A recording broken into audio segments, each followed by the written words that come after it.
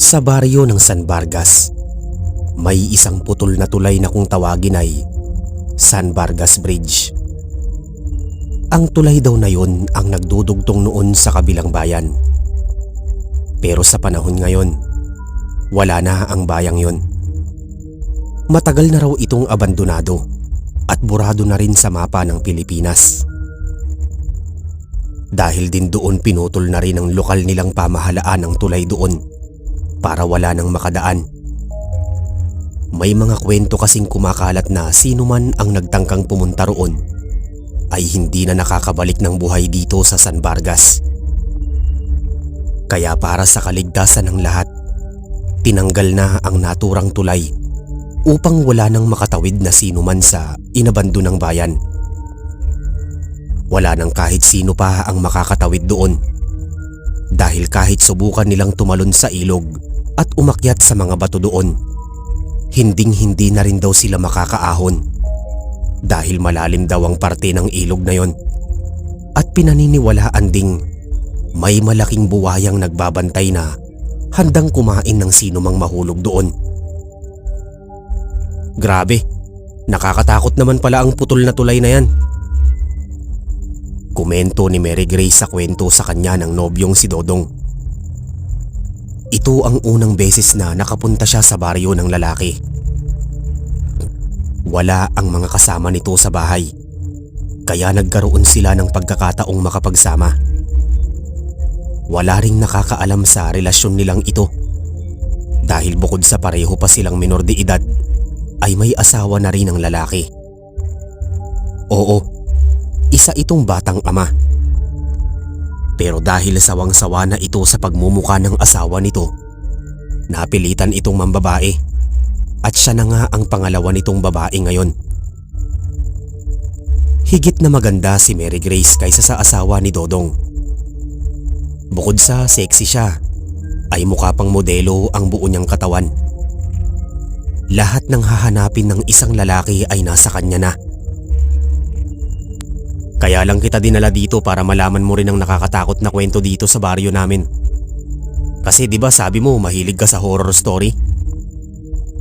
Sabi sa kanya ng lalaki. Oo, mahilig talaga ako.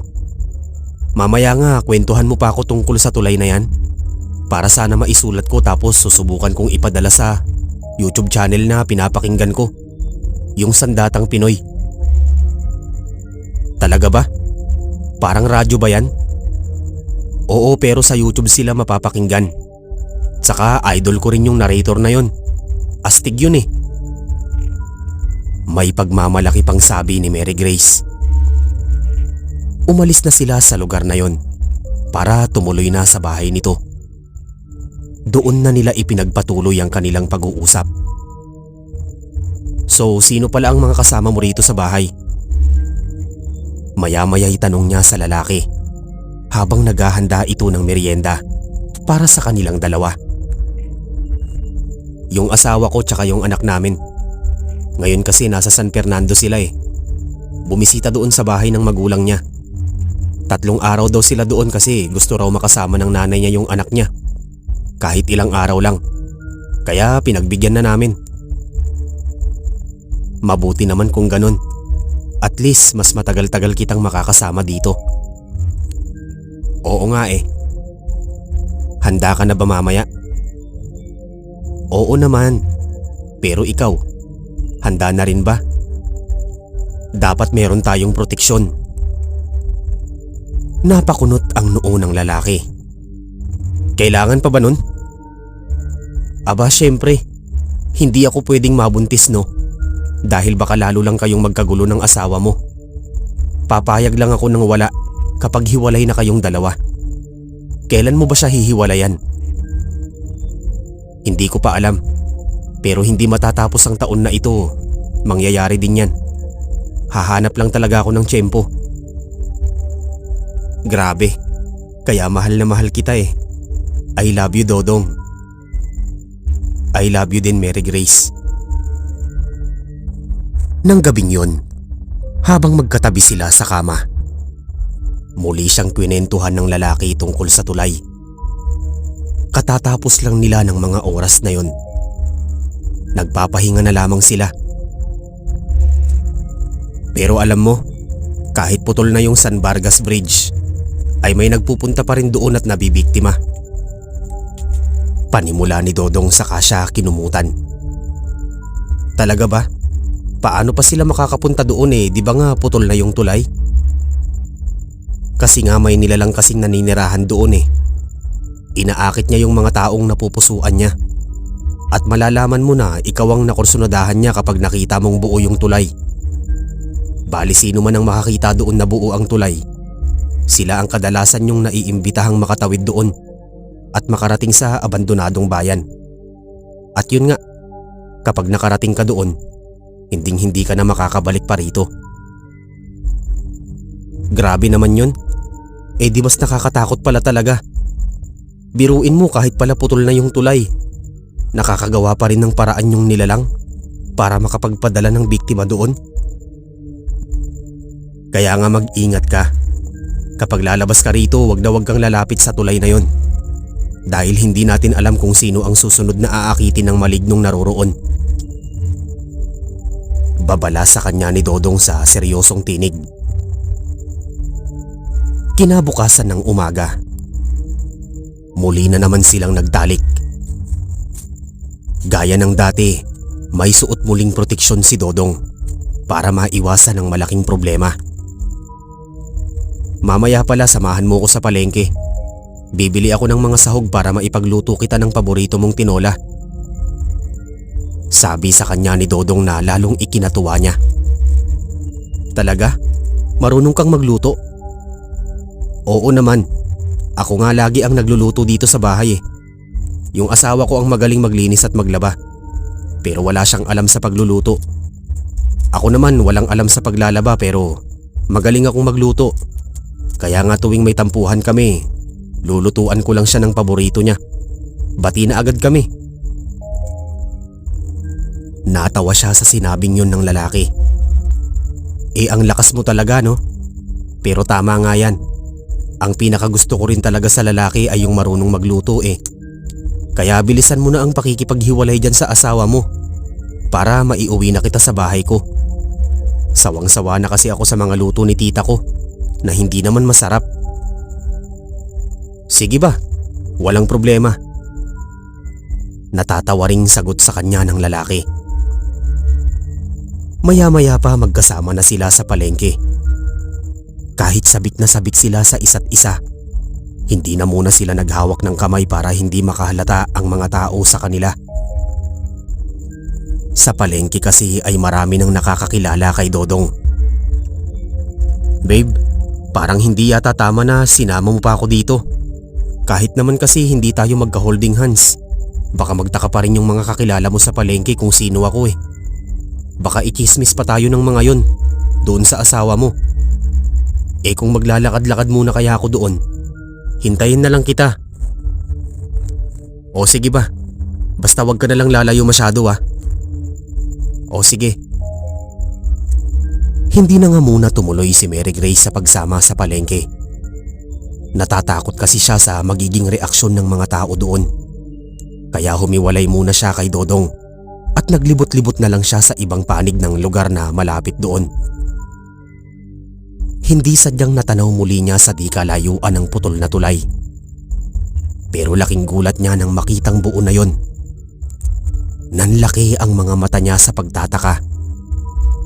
Maya-maya pa, biglang may kumalabit sa kanya. Mas lalo siyang nagulat nang masilayan ng isang matangkad na lalaki. Sobrang gwapo nito at medyo maputi rin. Mahaba-haba ang buhok nito at may bangs pa. Kamukha ito ng mga paborito niyang Japanese actor na may ganoong estilo ng buhok. Hi, bago ka lang ba rito, miss? Tanong sa kanya ng gwapong lalaki. Opo sir. Sino po kayo? Ako nga pala si Akiro. Ikaw ba? Akiro? Ako po si Mary Grace po. Mary Grace Bautista. Nice to meet you, Mary Grace. Ano pala ang ginagawa mo rito? May kaibigan ka ba rito? Oo sir, may kaibigan lang po akong binisita. Tumango-tango ang lalaki. Ganun ba? Sige, see you next time. Nakita niyang dumaan ito mismo sa tulay pero hindi na niya yun napansin. Para bang bigla siyang nawala sa sarili niya. Pagkatapos nitong magpaalam ay kumaway na ito sa kanya. Hindi na siya nakapagsalita pa dahil masyado siyang nahulog sa kagwapuhan nito. Sa isang iglap ay tila nakalimutan niya ang nararamdaman para kay Dodong. Pagka-uwi nga nila, hindi pa rin niya makalimutan ang napakagwapong itsura ng lalaki. Yun na yata ang pinakagwapong nakita niya sa buong buhay niya. Parang wala nang makakapantay sa kagapuhan nito. Habang kumakain nga sila ni Dodong, lutang ang isip niya sa ibang bagay. Kanina pa pala siya kinakausap ng lalaki pero hindi niya naririnig. Kung hindi pa siya nito sinigawan, hindi niya malalaman na tinatawag na siya nito. Sorry, ano nga pala yung sinasabi mo? Ang sabi ko masarap ba yung tinola?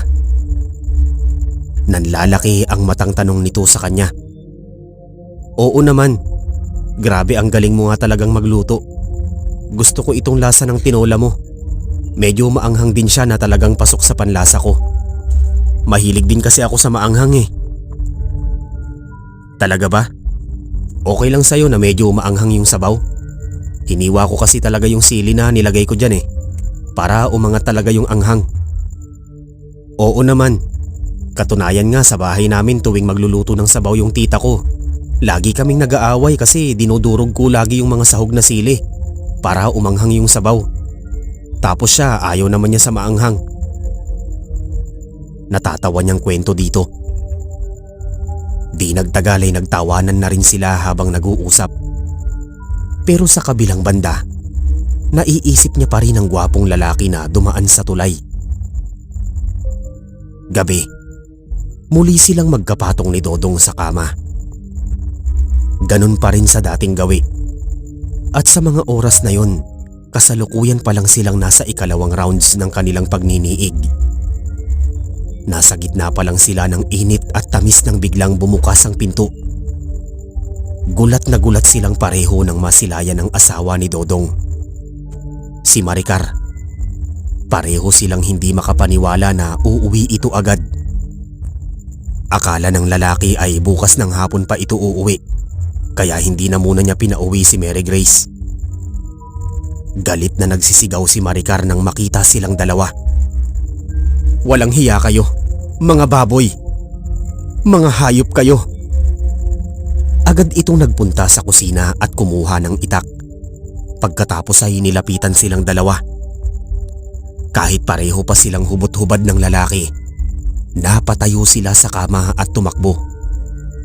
Naghabulan silang tatlo sa loob ng kwarto. Hindi na nila alintana ang pagkalaglagan ng mga gamit sa paligid. Galit na galit si Maricar at gusto silang tagain sa itak. Habang sila naman ni Dodong ay panayang sigaw sa takot. Walang hiya ka, Dodong.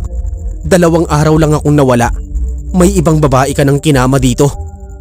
Sinasabi ko na nga ba, tama yung sinasabi sa akin ng mga kaibigan ko. Kaya pala napapadalas ang punta mo sa plaza, dahil may babae ka raw na pinupuntahan doon.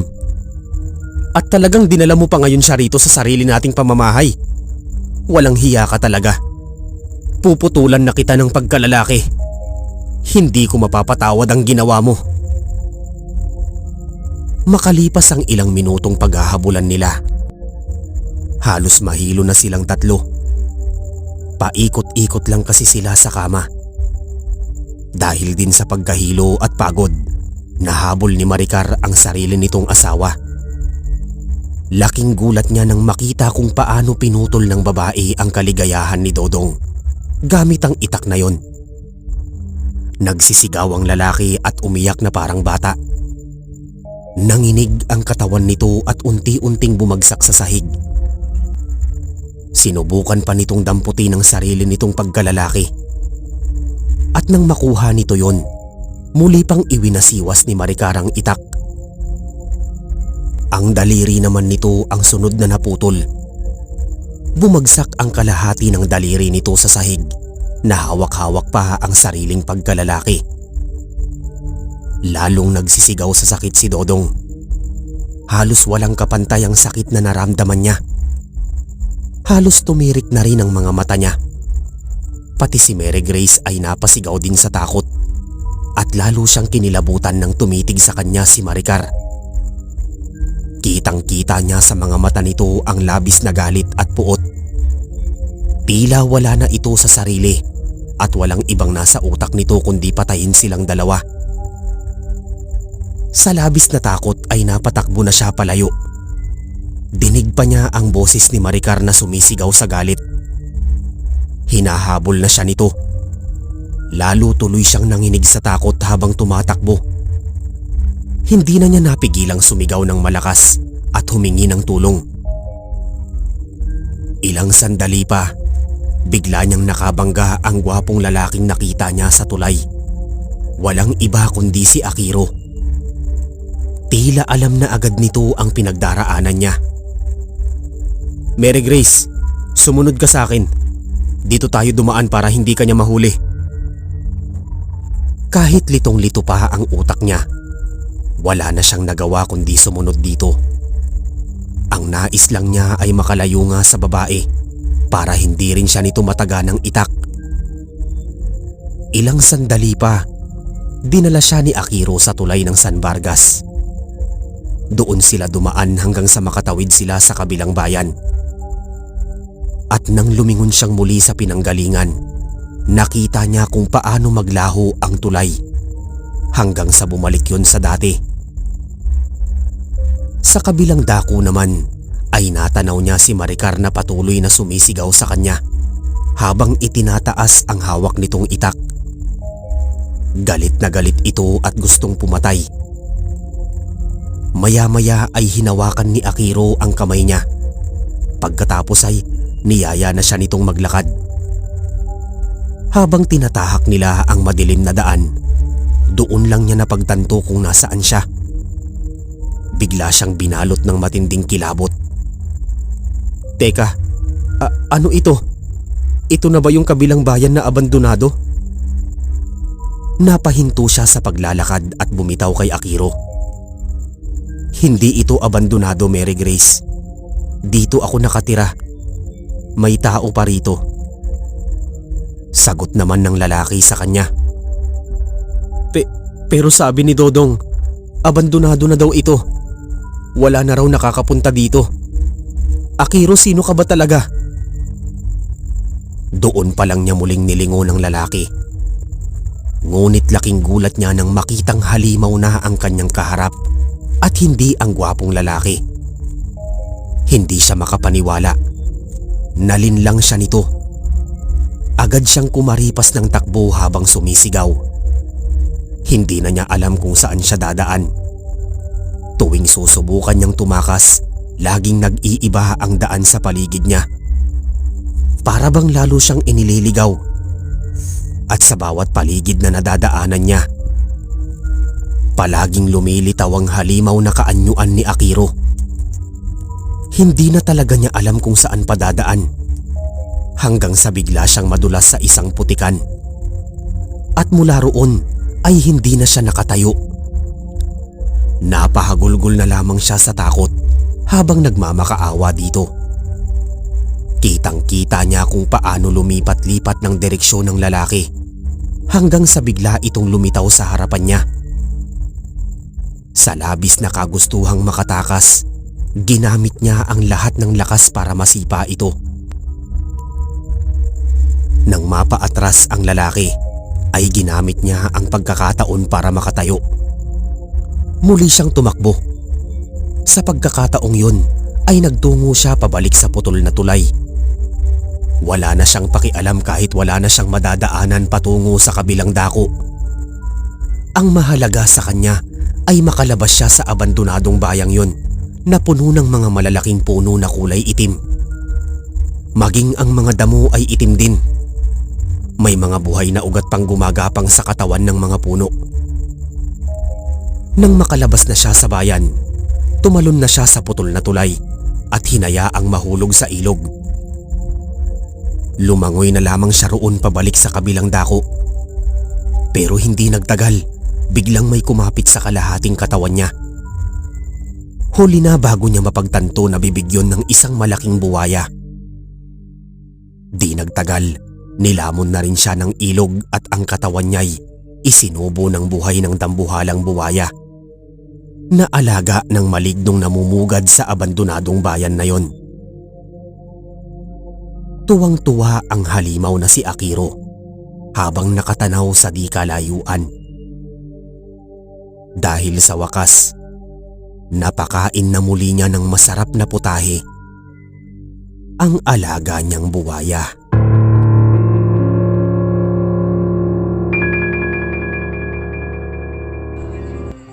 Maraming salamat po sa pakikinig ng kwento natin para sa araw na ito. Sana ay nagustuhan po ninyo. Para sa mas marami pa pong fiction horror stories, huwag niyo pong kalimutang mag-like, mag-share at mag-subscribe. Muli po, maraming salamat sa walang sawang pagsuporta. Ako po si Mark, ang inyong narrator. Hanggang sa mga susunod pong kwento, maraming salamat po.